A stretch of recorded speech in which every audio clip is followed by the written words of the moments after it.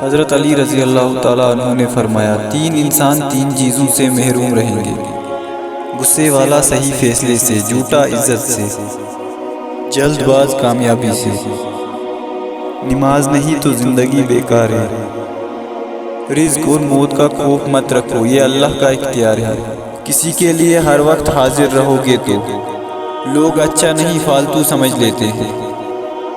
مشکل میں دوست کی خاموشی دھوکہ دینے کے برابر ہے۔ دولت قریب آتی ہے تو خواب میں تین چیزیں نظر آنا شروع ہو جاتی ہیں: نمبر 1 پیسہ، نمبر 2 دودھ اور نمبر 3 گائے۔ مشکلیں اپنا حل ساتھ لے کر آتی ہیں، بندے کو اللہ پر بھروسہ ہونا چاہیے۔